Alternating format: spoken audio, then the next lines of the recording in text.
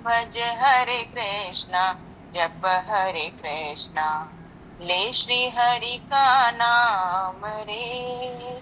मेरे नैन लेके छवि प्रभु की निहार ले, लेके मेरा मन मेरे प्रभु को पुकार ले। मेरे नैन लेके छवि प्रभु की निहार ले, लेके मेरा मन मेरे प्रभु को पुकार ले। कर ले कीर्तन देंगे दर्शन, कर ले कीर्तन देंगे दर्शन, मनमोहन घन श्याम रे। कर ले कीर्तन देंगे दर्शन, मनमोहन घन श्याम रे। भज हरे कृष्णा जप हरे कृष्णा, ले श्री हरि का नाम रे। भज हरे कृष्णा जप हरे कृष्णा, ले श्री हरि का नाम रे। जग के सारे नामों में, जग के सारे नामों में यही आए तेरे काम रे। हरे कृष्णा कृष्ण कृष्ण हरे हरे, हरे रामा राम राम हरे हरे। हरे कृष्णा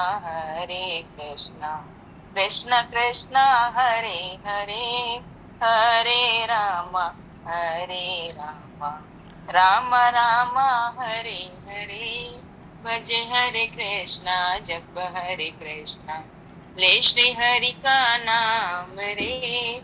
भज हरे कृष्णा जप हरे कृष्णा, ले श्री हरि का नाम रे।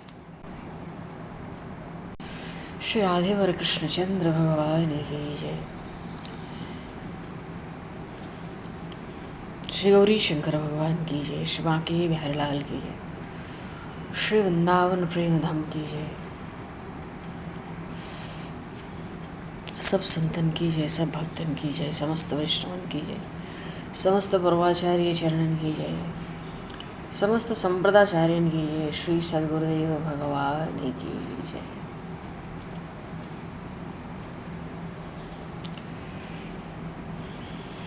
गंगा मैया की जय, जमुना मैया की जय, सरयू मैया की जय, गौ माता की जय, तुलसी माता की जय, पृथ्वी माता की जय, काशी महारानी की जय। जय जय श्री सीताराम, जय जय श्री राधेश्याम।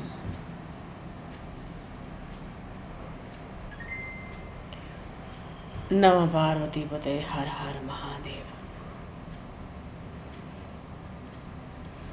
अनंत कोटि ब्रह्मांड नायक सर्वेश्वर पूर्ण परात्पर ब्रह्म,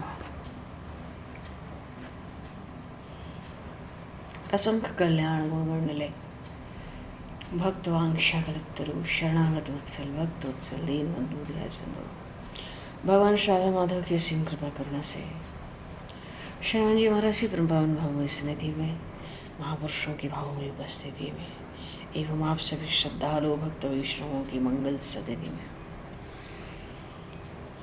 मानव जीवन का सर्वोत्कृष्ट फल भगवत गुणगान, भगवत स्मरण का आनंद हम सभी भगवान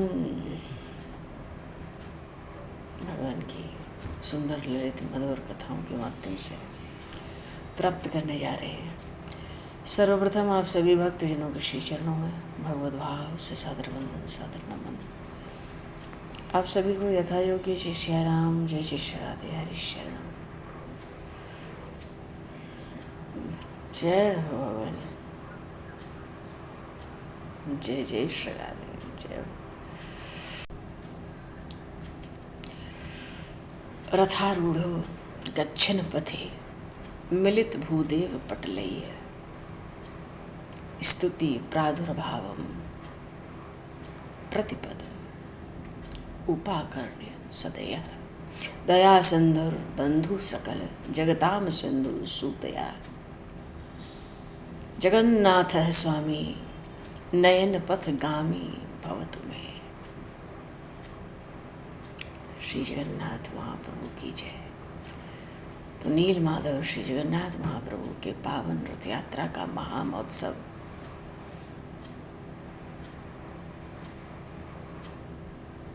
चल ही रहा है। 9-10 दिन का अनुष्ठान होता है। इसकी जितनी भी मंगल बधाई हो, क्योंकि भगवान श्री जगन्नाथपुरी तो उन परमात्मा का घर है। जगन्नाथपुरी पृथ्वी पर वैकुंठ धाम है।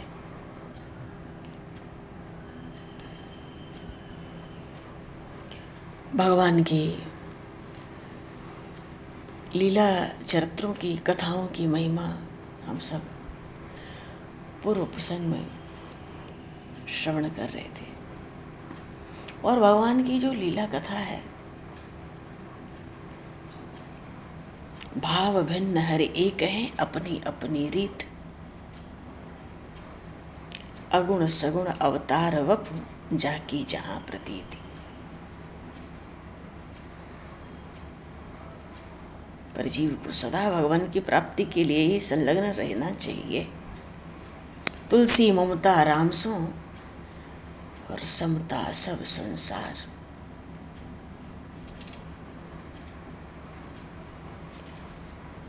भगवान के जो लीला चरित्र है अपने में एक दिव्य अमृत रस है।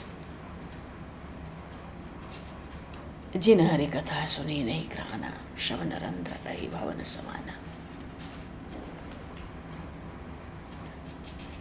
और भगवान तो स्वयं ही कथा को, अपनी कथाओं को अमृत कहते हैं। कथा अमृत है। शेष हो या संकादिक, निरंतर भगवान की लीला में संलग्न है। क्योंकि भगवान की कथा ही सदैव तदैव सत्यम तदैव मंगलम तदैव पुण्यम भगवत गुणोदयम। भगवान का गुणगान। और कल्प कल्प से भगवान की इतनी कथाएं हैं, वो और भक्तों के हृदय को सरस कर देती हैं। कल्प भेद हरि कथा सुनाए। और गीता जी में स्वयं आया है, सतत कीर्तयन्तो माम यतन्तश्च दृढ़व्रताः नमस्तश्चन्त माम भक्त्या नित्ययुक्ता उपासते मच्चित्ता मद्गत प्राणा बोधयन्तः परस्परम कथयन्तश्च माम नित्यं तुष्यन्ति च रमन्ति च तेषां सतत युक्तानां भजतां प्रीतिपूर्वकं ददामि बुद्धियोगं तं येन माम उपयान्ति ते। भगवान व्यास सरस्वती गंगा के तट पर बैठे हैं, अनुभव में देख रहे हैं माया, जीव और ब्रह्म। अब जीव माया और ब्रह्म के बीच में जीव की स्थिति दिख रही है अनुभव में व्यास जी भगवान को। भगवान व्यास सोचे,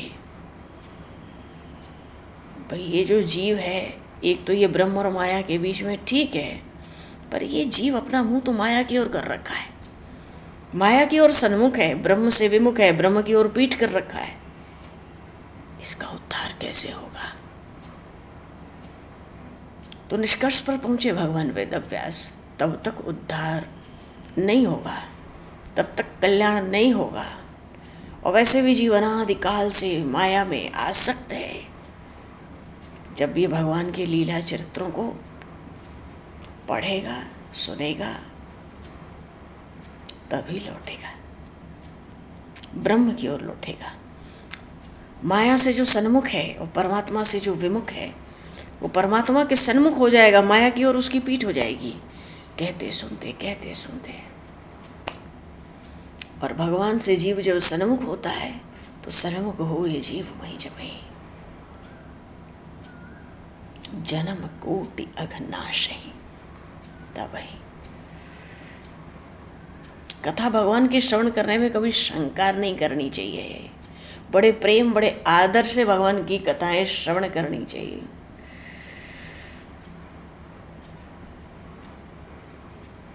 भगवान के चरित्र बड़े पावन हैं, मुनियों को पैदा करने वाले, बड़े सुहावने हैं, सुनने में अच्छे लगते हैं, देखने में अच्छे लगते हैं, प्यारे लगते हैं।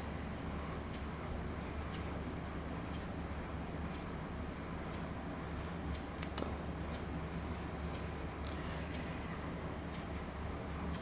तो भगवान के चरित्रों की भी बड़ी महिमा है, भगवान की कथा की बड़ी भारी महिमा है। भगवान जगन्नाथ महाप्रभु अपनी रथ यात्रा में पहले तो भगवान अपने गर्भगृह में होते हैं श्री जगन्नाथपुरी मंदिर में। वहाँ से भगवान जगन्नाथ भगवान बलभद्र देवी सुभद्रा को उठाकर अंक में लेकर पुजारी जन सिंह द्वार तक आते। इसमें भी बड़ा भारी उत्साह होता है। ये भी एक कोई प्रक्रिया कहलाती है, कुछ नाम है, कौन सा पहरा क्या है कहते हैं उसको वहाँ पुरी में। तो गर्भगृह से सिंह द्वार तक लाना, फिर सिंह द्वार से रथ में बिठा देते हैं, तीनों प्रभु को उनके रथ में बिठा देते हैं और फिर रथ को खींचा जाता है। भक्त खींचते हैं, कितने प्रेम से प्रभु को घुमाने ले जा रहे हैं। चलो महाराज चलो। भगवान जाते हैं 2.5-3 किलोमीटर गुंडीचा मंदिर। क्यों? मौसी का घर है। ये गुंडीचा, ये तो रानी थी, ये देवी कब बन गई, भगवान की मौसी कैसे बन गई भगवान। ये लीलाएं बड़ी सुंदर हैं।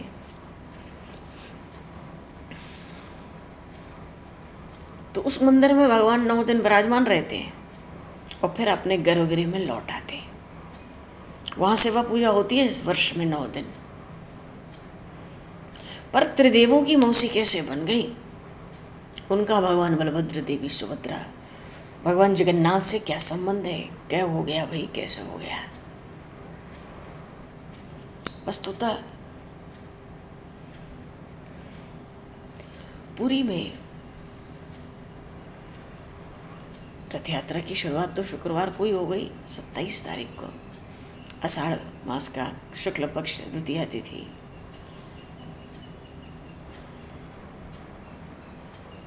और रथों पर आसीन हो गए भगवान। गर्भगृह से भगवान के स्वरूप रथ निकाल कर रथों पर विराजमान करके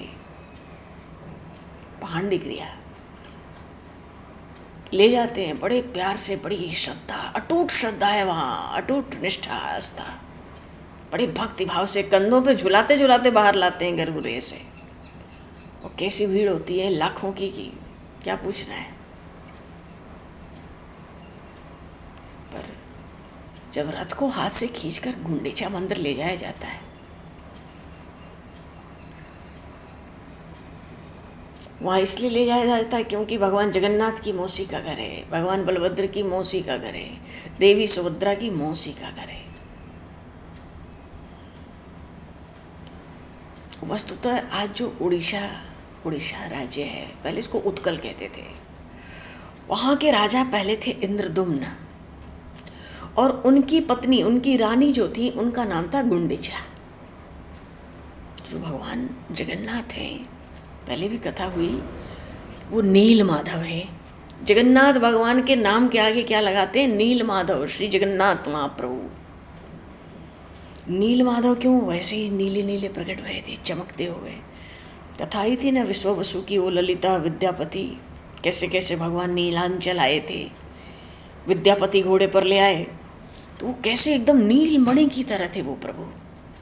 अच्छा, उनमें इतनी अद्भुत कांति कैसे हुई? ऐसा तो पृथ्वी पर दूसरा कोई ठाकुर ऐसे नहीं दिखते नील माधव, ऐसे नीलमणि की तरह। विद्यापति जिनको ले आए थे छुप कर, गुफा से निकाल कर, झोले में डालकर, तो वो सब तो कोल भील की जाती थी ना। विश्व वसु उनकी कन्या ललिता थी, वो सब कोल भील उधर रहते थे, पहाड़ी के पीछे घाटी की तरफ। वस्तुतः ये विश्व वसु, ये जो कोल भील थे महाराज इंद्रदुम्न के काल में, उस समय जो विश्व वसु एक बार जाके सुबह के समय पूजा करता था भगवान की, अकेले जाता था गुफा में, थोड़ा अंधेरा रहता था, उस अंधेरे में ही चला जाता था, सूर्योदय के बाद आता था। कहते हैं कि ये जो कोल भील की जातियां हैं, ये सब वो जो भगवान ने द्वापर में श्री कृष्ण रूप से यदुवंश में अवतार लिया,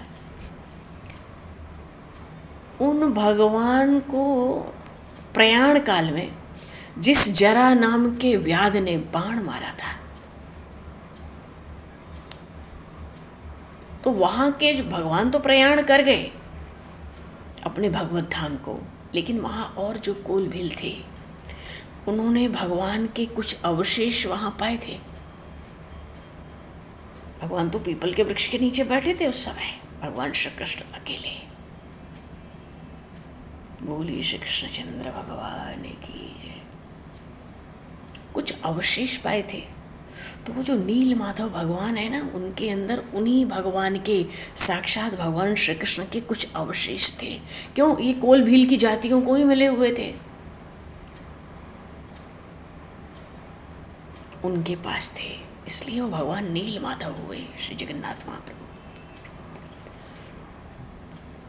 अच्छा, ये तो नील माधव। अच्छा, राजा इंद्रदुम्न ने, उनकी पत्नी है गुंडीचा रानी है, मंदिर तो बनवा लिया था।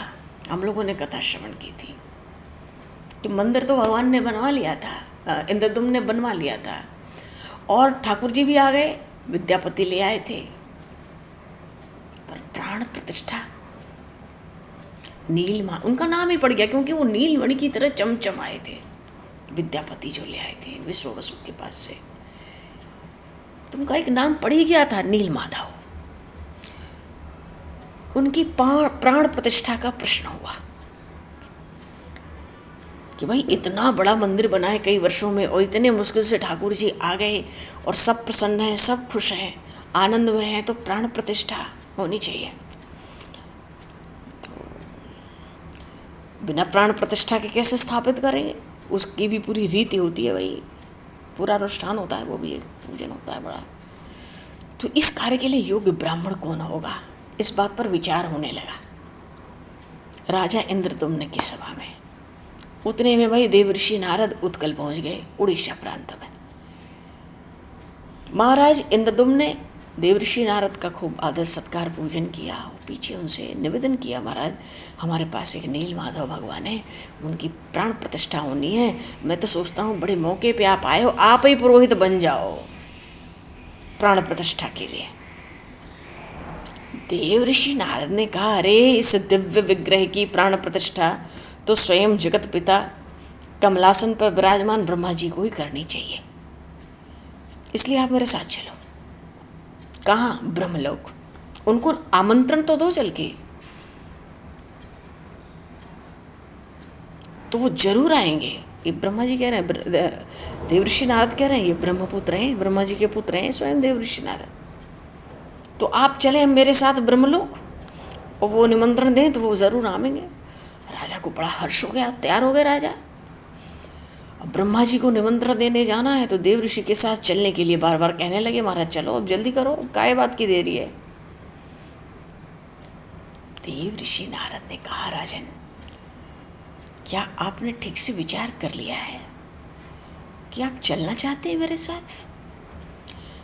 राजा ने कहा, हाँ, इसमें विचार करने की क्या बात है, हम सब तो इसी प्रतीक्षा में थे, कोई बढ़िया ब्राह्मण मिले, पुरोहित मिले, जिसके माध्यम से हम प्राण प्रतिष्ठा अपने नील माधव की करा लें। इतना विशाल इनका मंदिर इतने वर्षों में बना, अब दूसरी कोई बाधा है ही नहीं, विचार की क्या बात है इसमें। हमारा जो श्री मंदिर है उसकी स्थापना अंतिम पड़ाव में, प्राण प्रतिष्ठा होनी है, उस प्राण प्रतिष्ठा के मैं बाद में संन्यास धारण कर लूँगा, ग्रहण कर लूँगा, ऐसा कहा राजा इंद्रदुम्न ने। तब देवर्षि नारद ने बड़ी गंभीरता से सबके बीच में कहा, आप पहले विचार कर लीजिए, और ब्रह्मलोक चलने से पहले अपने परिवार से आखिरी बार अच्छे से मिल लीजिए। भाई वहाँ तो बहुत लोग थे, रानी भी थी गुंडीचा। आखिरी बार ये शब्द सुनकर रानी गुंडीचा असहज हो गई, राजा भी कुछ समझ नहीं पाए, पूरा राज परिवार परेशान हो गया। तब देवर्षि नारद ने कहा, आप मनुष्य हैं, ब्रह्मलोक जाने और वहां से लौटने में इस धरती पे बहुत सारा समय बीत चुका होगा, कई शताब्दियां लग जाएंगी। महाराज जब आप लौटेंगे तो न आपका राज परिवार रहेगा, न ये राज्य होगा, न कोई सगे संबंधी जीवित रहेंगे। अरे ये जो पूरी नीलांचल क्षेत्र है, इसमें न जाने किस राजा का उस समय शासन रहेगा। आप जब ब्रह्मा जी को लेकर लौटेंगे तो शायद ही आप इस पुरुषोत्तम क्षेत्र को पहचान पाए, क्योंकि समय का भेद बहुत है ना। ब्रह्मा जी के एक दिन में 1000 बार चारों युग बीत जाते हैं। अब ब्रह्म लोग आना जाना है तो हम विचार करेंगे कितने सैकड़ों वर्ष, कितनी शताब्दियां बीत जाएंगी। तो बात तो ठीक कही नारद जी ने, भले चल तो रहे हो पर विचार कर लो, आखिरी बार मिल लो फिर सबसे ठीक से। अब तो राजा इंद्रदम्न के आगे नई परेशानी आ गई। बात ये थी कि वो मृत्यु से नहीं डरते थे, लेकिन उनको इस बात की चिंता हो गई कि ये जो हमें श्री मंदिर में स्थापना करनी है, जब तक मैं ब्रह्मा जी को लेकर ब्रह्मलोक से यहाँ लौटूंगा, ये मंदिर किस हालत में होगा। जब सैकड़ों सदियाँ बीत जाएंगी, न जाने कितनी, और कुछ नहीं बचेगा। नारद जी कहते हैं कि तुम इस क्षेत्र, पुरुषोत्तम क्षेत्र को भी नहीं पहचानोगे, अपने पूरी राज्य को, शासन भी किसी और का होगा, तो मंदिर की क्या हालत होगी, फिर प्राण प्रतिष्ठा कहाँ करेंगे हम। ये चिंता व्याप्त हो गई। राजा बहुत भक्त थे भगवान के। देवऋषि नारद को कितनी देर लगेगी उनकी चिंता को भांपने में। उन्होंने कहा, हे राजन, आप ब्रह्मलोक चलने से पहले इस राज्य में 100 कुएं, जलाशय बनवा लो, यात्रियों के रहने के सराय बनवा लो, साथ में 100 यज्ञ करो। चलने से पहले 100 यज्ञ करवा करके इस पुरुषोत्तम पुरी क्षेत्र को पवित्र मंत्रों से बांध दो, तो इस राज्य की कीर्ति बनी रहेगी और ये क्षेत्र भी सुरक्षित रहेगा सदियों बाद भी। राजा ने सब कार्य करवाया, पर वही राजा की विभक्ति को बारंबार नमन है। सब कार्य करवा कर भी राजा महाराज देवऋषि नारद से बोले, अब ब्रह्मलोक चलना है मुझे, तो अपने नील माधव की प्राण प्रतिष्ठा करानी।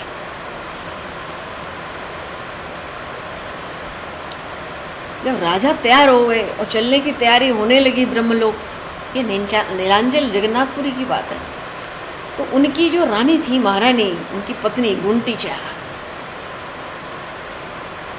उन्होंने कहा, महाराज जब आप लौट कर आएंगे, अब तो न जाने कितनी शताब्दियाँ बीत जाएंगी, तो जब तक आप लौट कर नहीं आते, मैं प्राणायाम के जरिए समाधि में रहूँगी और तप करूँगी। वहाँ पर विद्यापति भी थे, जिन्होंने जाकर के कोल भीलों के राज्य में, जहाँ से नील माधव भगवान को गुफा से धीरे से उठा लाए थे घोड़े पर, तो वो विद्यापति थे। उन विद्यापति की पत्नी ललिता भी वहीं पर थी और वो विश्व वसु भी वहीं था, क्योंकि अब तो प्राण प्रतिष्ठा होनी थी वही। तो विद्यापति और ललिता ने कहा कि महाराज आप ब्रह्मलोक जाओ, और रानी जी तो मानो हमारी ये जो रानी माँ है, ये तो प्राणायाम के जरिए समाधि में रहेंगी, तप करेंगी, और हम इनकी सेवा करते रहेंगे हम दोनों। तो राजा ने विद्यापति को पूरा राज्य संभालने के लिए कहा, मानो राजगद्दी पे तुम बैठ जाओ, जब इतना समय लगना ही है तो तुम बैठ जाओ। पर राजगद्दी पर बैठने से अस्वीकार कर दिया विद्यापति जी ने। उन्होंने कहा, मैं तो रानी माँ की सेवा करते हुए राज्य का संरक्षण करता रहूँगा, आप राज्य से निश्चिंत रहें। अच्छा, सारी व्यवस्था बन गई। देवऋषि नारद के साथ ब्रह्मलोक पहुँचे। ब्रह्मा जी से श्री मंदिर वो नील माधव श्री जगन्नाथ महाप्रभु के प्राण प्रतिष्ठा के लिए आग्रह किया। ब्रह्मदेव राजी हो गए, प्रसन्न हो गए, बात स्वीकार कर ली ब्रह्मा जी ने। और ब्रह्मा जी को लेकर के महाराज इंद्रदुम्न, देवऋषि नारद उत्कल पहुँचे, उड़ीसा प्रांत में। और वही जब पहुँचे वहाँ सच में वहाँ कई सदियाँ बीत चुकी थी। अब पुरी में किसी और का ही शासन था। राजा के सब परिजनों की मृत्यु हो चुकी थी, बल्कि उनके जितने संबंधी थे ना, उन राजा इंद्रदुम्न के, उनकी जो पीढ़ियां थी उन पीढ़ियों में भी कोई नहीं बचा था।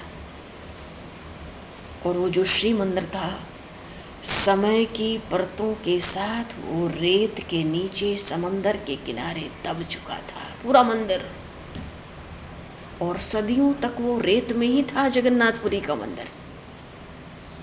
ऐसे ही भगवान 9 दिन जाके गुंडीचा मंदिर में आज भी नहीं रहते। ऐसे ही रानी गुंडीचा भगवान जगन्नाथ, भगवान बलभद्र, देवी सुभद्रा की मौसी नहीं बन गई, जिनको मिलने प्रतिवर्ष भगवान रथ यात्रा करते हैं, 9 दिन वहाँ रहते हैं, फिर लौट आते हैं गर्भगृह में। तो वो जो श्री मंदिर था जगन्नाथ जी का, जो आज है, समय के साथ रेत के अंदर दब चुका था और सदियों से दबा था। धरती पे तो बहुत समय बीत चुका था। तो राजा इंद्रदुम्न का जो राज पुरुषोत्तम क्षेत्र था काफी बदल चुका था, और जो कुछ रही सही कसर थी समुद्री तूफान ने वो भी पूरी कर दी। जब राजा इंद्रदुम्न वापस लौटे ब्रह्मा जी को लेके, तो पुरी में अन्य राजा थे, उनका शासन था, उनका नाम था गालू माधव। जब लौटे थे तब गालू माधव का शासन चलता था। पर जब राजा इंद्रदुम्न लौटे ना, तो दैव योग से एक भयंकर तूफान आया। वो इतना भयंकर तूफान था, इतना भयंकर तूफान था कि वो श्री मंदिर जो सदियों से रेतों की परतों के नीचे दबा था, वो ऊपर आ गया। बोलिए श्री जगन्नाथ जी भगवान की। अरे ब्रह्मा जी ब्रह्मलोक से बाहर कितनी देर रहेंगे, वहाँ का समय कितना बीतेगा। अच्छा, तो मंदिर जब बाहर आया तो राजा गालू माधव जो वहाँ था, उसने अपने सैनिकों को लगा दिया, खुदाई करो, ये तो बहुत बड़ा मंदिर निकल के आया है, खूब खुदाई करो। अरे ये तो मंदिर है, इस मंदिर में स्थापना होगी, स्थापना की तैयारी करो। अब वो अलग तैयारी करने लगा, और वो तैयारी कर ही रहा था। उसी समय महाराज इंद्रदुम्न आए ब्रह्मा जी को लेकर। अब तो वहाँ विवाद तो हो ही जाएगा, वो कहेगा भाई तूफान में मंदिर निकला है। राजा इंद्रदुम्न कहेंगे ये हमने सदियों पहले बनवाया था, ब्रह्मा जी को लेके आया हूँ प्राण प्रतिष्ठा के लिए। पर ये विवाद कैसे सुलझे, वो भी तो राजा है, वो क्यों मानेगा कुछ। पुरी का क्षेत्र का वो राजा है, इस समय शासन है उसका। तो जब बड़ी विकट स्थिति आ गई तो फिर हनुमान जी महाराज पधारे। बोलिए श्री हनुमान जी महाराज की जय। संत के वेश में हनुमान जी आए। सारी बातें राजा जो गालू माधव था अभी का, उसको सब समझा दिया, पूरी कहानी समझा दी। अच्छा, राजा गालू माधव जो अभी शासन कर रहे हैं, वो भी बड़े कृष्ण भक्त थे, महान कृष्ण भक्त थे वो।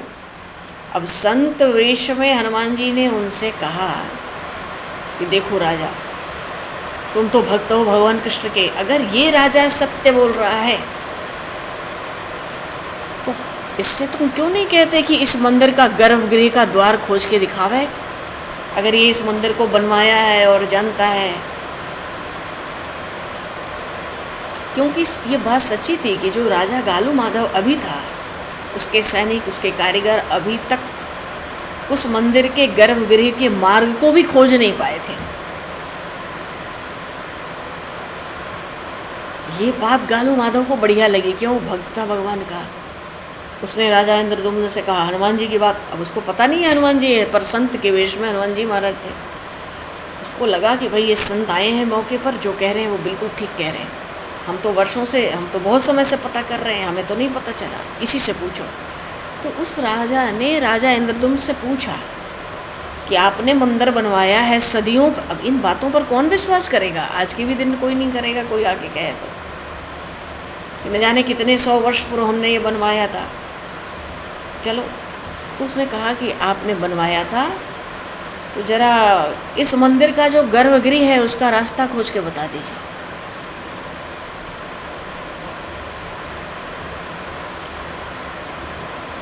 अब महाराज इंद्रदुम्न के लिए कोई बड़ी बात थोड़ी थी, उनको तो सब पता था।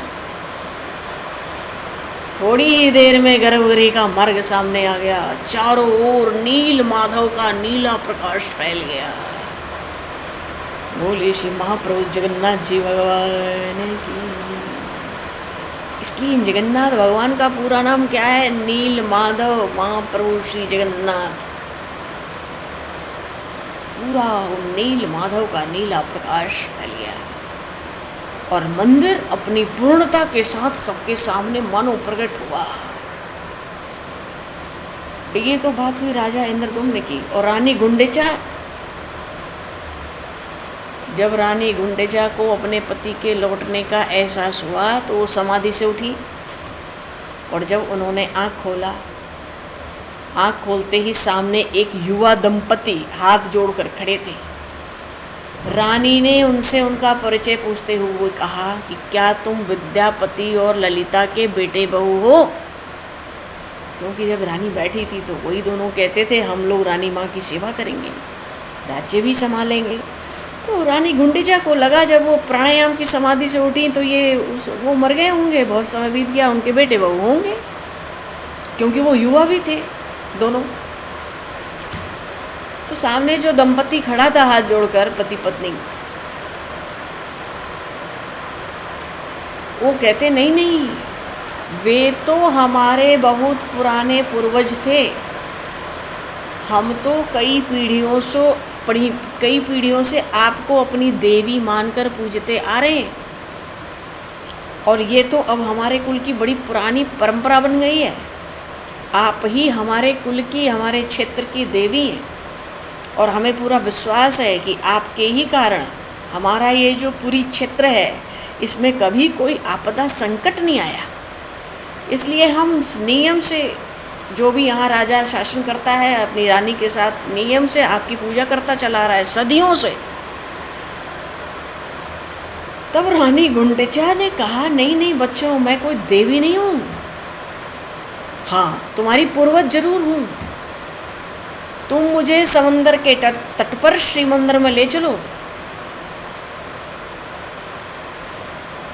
उस नौजवान ने रानी गुंडेचा को रेत से दबे मंदिर के मिलने की पूरी जानकारी भी दी, क्योंकि रानी को तो पहले ही पता था वहाँ मंदिर है समुद्र के तट पर। जब उस राजा ने, असल में वो राजा रानी ही थे, राजा गालू माधव, तो उसने सोचा कि इनको तो मंदिर के बारे, भाई देवी है तो पता ही है, पर उसने बताया कि अरे वो तो बहुत रेत के अंदर चला गया, सब कहानी सुनाई उसने, सब जानकारी दी। अब वो अच्छे से प्रकट हो चुका है मंदिर, ले गया रानी को वहाँ।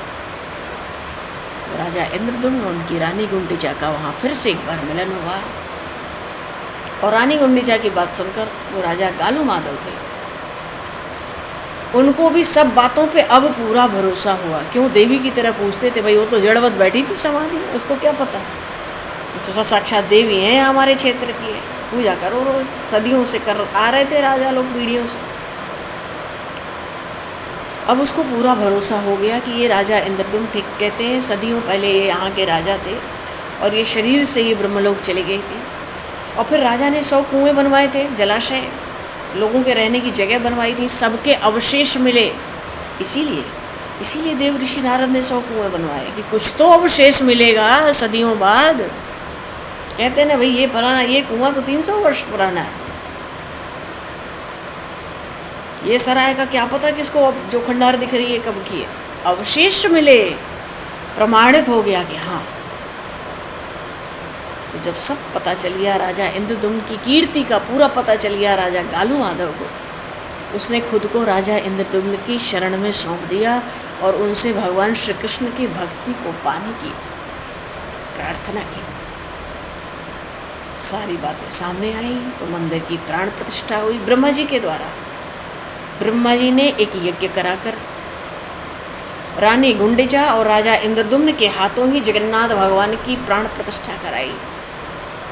और जैसे ही प्राण प्रतिष्ठा हुई ना नील माधव की, प्राण प्रतिष्ठा होते ही भगवान जगन्नाथ, बहन सुभद्रा देवी, भाई बलभद्र एक साथ 3 प्रकट हो गए। बोलिए श्री जगन्नाथ जी महाराज की, श्री बलभद्र देव की, देवी सुभद्रा की, श्री पुरुषोत्तम क्षेत्र की जय, श्री पुरी धाम की जय। तीनों प्रकट भय, 3 रूप में। प्राण प्रतिष्ठा तो नील माधव की थी, पर प्रकट भय 3। तो जब प्रकट हुए तो भगवान जगन्नाथ ने अपना आशीष देकर उस राजा इंद्रदुम्न से कहा, मन चाहे वर मांगो। राजा ने भगवान से हाथ जोड़कर वर मांगा कि जिन सैनिकों ने, क्योंकि आज तो सैनिकों ने बाहर निकाला इनको, और पहले तो उनके समय श्रमिक थे, मजदूर हुआ करते थे, जिन्होंने सब बनाया था मंदिर, वो तो सदियों पहले बनाए थे। इन सैनिकों ने आज निकाला है, तो जिन सैनिकों ने, जिन श्रमिकों ने मंदिर के निर्माण में और उसको फिर से रेत से निकालने में बड़ा परिश्रम किया, हे प्रभु उन सभी पर आपकी अपनी कृपा बनाए रखना। भगवान जगन्नाथ ने कहा, और मांगो। तब राजा इंद्रदुम्न ने भगवान जगन्नाथ से कहा कि जब भी श्री जगन्नाथ जी की कथा कहीं सुनी जाए तो हे प्रभु आपके परम भक्त विश्ववसु, मेरे भाई विद्यापति और उनकी पत्नी ललिता का भी जरूर नाम लिया जाए। भगवान ने कहा, और मांगो। राजा ने कई वरदान मांगे, भगवान प्रसन्न है, और मांगो। तब राजा इंद्रदुम्न ने कहा, इस कार्य के लिए मेरा साथ देते हुए मेरी रानी गुंडीचा, इसने अपने मातृत्व सुख का भी त्याग कर दिया, इसलिए रानी गुंडीचा को आप अपने चरणों में विशेष स्थान दीजिए प्रभु। भगवान ने कहा, और मांगो। राजा ने कहा, प्रभु आपके इस मंदिर में दर्शन करने वाले सभी श्रद्धालुओं को धर्म पथ पर चलने का आप आशीर्वाद दीजिएगा। भगवान ने कहा, और मांगो। राजा सोचने लगा, और क्या मांगो। तब भगवान बलभद्र ने कहा, तुमने जो कुछ मांगा है हे इंद्रदुम्न, वो तुमने दूसरों के लिए मांगा है, क्या तुम्हें खुद के लिए कुछ नहीं चाहिए। तो राजा इंद्रदुम्न ने कहा, हे प्रभु, हे नाथ, आप तीनों के साक्षात दर्शन के बाद अब मेरी कोई लालसा शेष नहीं रह गई। भगवान मुस्कुराए, बोले, राजन, तुम्हारी इच्छा के अनुसार जितने भी सेवक, श्रमिक, सैनिक इस मंदिर में लगे, इसके निर्माण में, स्थापना में, सब पर मेरी कृपा रहेगी।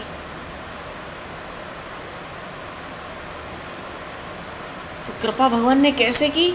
आज उन्हीं सेवकों की, श्रमिकों की जो पीढ़ियां हैं ना, आज भी उस मंदिर में अलग अलग कार्यों में वही सेवा करती है।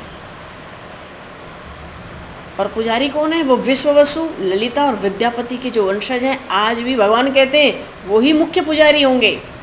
आज भी उन्हीं के मुख्य पुजारी हैं, उन्हीं के वंशज। और जो मुख्य पुजारी हैं, भगवान ने कहा इन्हीं के द्वारा, इन्हीं की पीढ़ियों में जो आगे होंगे, इन्हीं के द्वारा मेरे बहुत विधि विधान से हमारे उत्सव संपन्न होंगे। और आज भी भगवान जगन्नाथ का जो रथ बनता है, जो स्वरूप का निर्माण होता है विग्रह का, वो इन्हीं कोल बिलों के वंशज ही करते हैं। वो वैसे भी इनका काम है ये, आज भी वो ही करते हैं। मानो भगवान ने वो अधिकार तभी निश्चित कर दिया।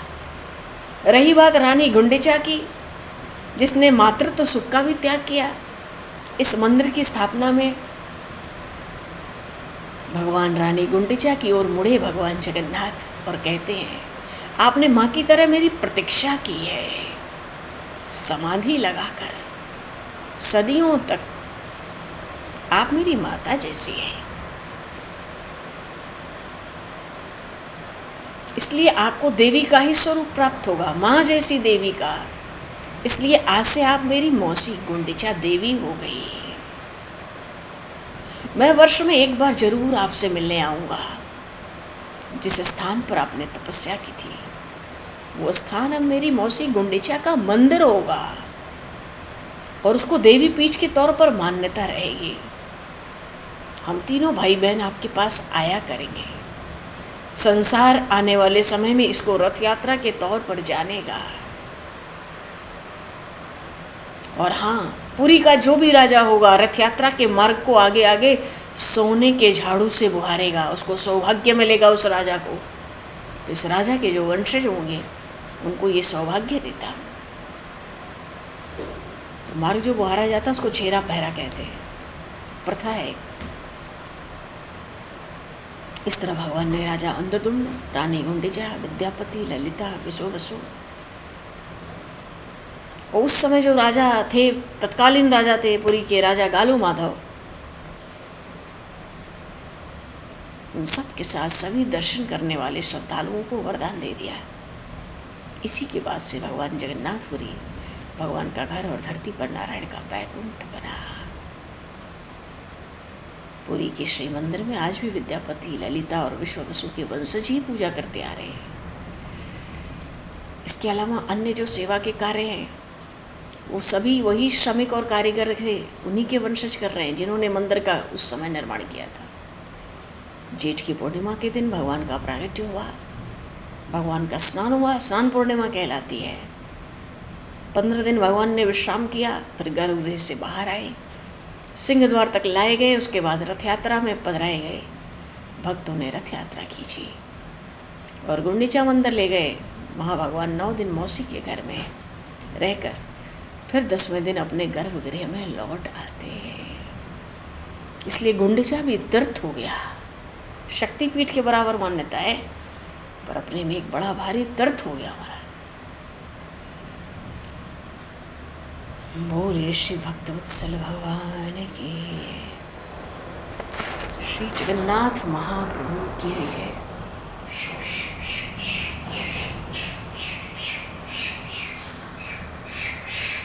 श्री रामचंद्र भगवान की,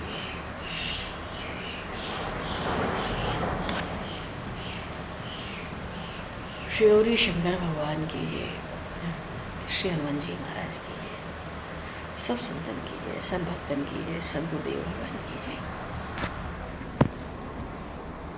और आज तो बुधवार की अष्टमी भी है, दिन में 12 बजे से अगले सूर्योदय तक। इसकी बड़ी भारी महिमा है।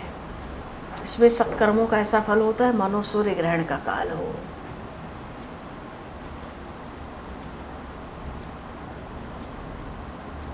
समय ही तो अनमोल है। बोलिए श्री भक्तवत्सल भगवान की जय।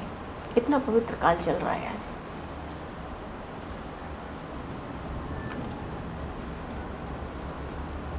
तो भगवान समय को दृष्टिगत करते हुए आज यहीं पर वाणी को विराम। वाक्य पुष्पांजलि प्रभु के श्री चरणों में सादर समर्पित। और आप सभी को भी यथा योग्य जय सिया राम, जय श्री राधे, जय जय सीताराम।